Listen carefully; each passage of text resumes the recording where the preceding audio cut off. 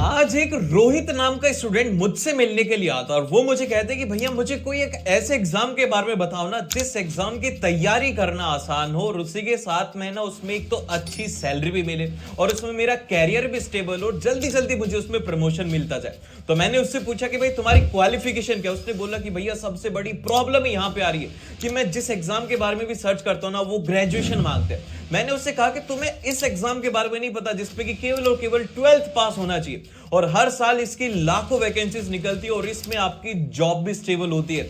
तो ये जो गोल्डन अपॉर्चुनिटीज है ये इंडियन रेलवे प्रोवाइड करता है सभी 12th पास स्टूडेंट के लिए। तो आपको इस एग्जाम के बारे में जरूर से जानना चाहिए कि ऐसे कौन से एग्जाम है जिसके लिए कि आप अप्लाई कर सकते हो। सो ये जानने के लिए इस वीडियो को एंड तक जरूर से देखना। सो सबसे पहले तो आप मुझे ये कमेंट करके बताइए कि आप किस एग्जाम के लिए प्रिपेयर कर रहे हैं। तो भाई देखो मैं आपको बताता हूं सबसे पहले एज लिमिट की, कौन सी एज वाले स्टूडेंट इसके लिए अप्लाई कर सकते हैं। अगर आपकी एज 18 साल से लेकर के 30 साल तक की है तो आप इसके लिए अप्लाई कर सकते हैं। ओबीसी के लिए यहां पर 3 साल का रिजर्वेशन होता है, SC ST के लिए यहां पर 5 साल का रिजर्वेशन होता है। और अब मैं आपको बताने वाला हूं टॉप 4 एग्जाम जिसके लिए कि आपको अप्लाई करना चाहिए। यहां पर जो नंबर 4 के ऊपर आता है वो आता है हमारा यहां पर RPF कांस्टेबल का एग्जाम, जिसके लिए कि आपका 12th पास होना जरूरी है। तो आप इसके लिए अप्लाई कर सकते हो। फिर उसके बाद में जो नंबर 3rd एग्जाम आता है वो आता है हमारा RRB का ग्रुप डी का एग्जाम, जिसके लिए कि 10th पास स्टूडेंट भी अप्लाई कर सकते हो, 12th पास भी इसके लिए अप्लाई कर सकते हैं। फिर उसके बाद में जो नंबर 2nd एग्जाम आता है कि अगर आपका सपना है कि आपको ट्रेन चलानी है, आपको लोको पायलट बनना है, तो इसीलिए यहां पर एक एग्जाम होता है जिसका नाम है यहां पर RRB का ALP, जो कि है यहां पर असिस्टेंट लोको पायलट का एग्जाम।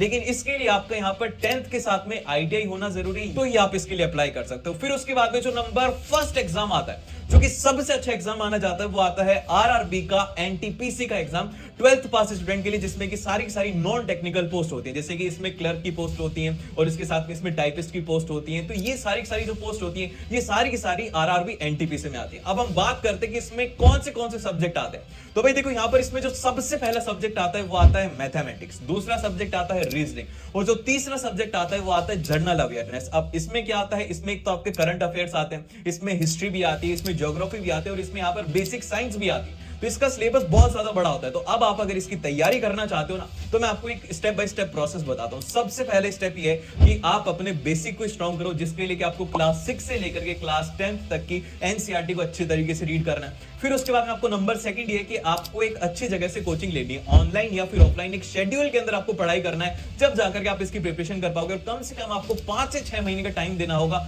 जब जाकर के आप इन एग्जाम के लिए तैयारी कर पाओगे। और ये आप सभी के लिए गोल्डन अपॉर्चुनिटी है, सो इसको बिल्कुल भी मिस मत करना। और ये वीडियो कैसा लगा मुझे फीडबैक में जरूर से बताना और मिलते हैं आपसे नेक्स्ट वीडियो में। All the best.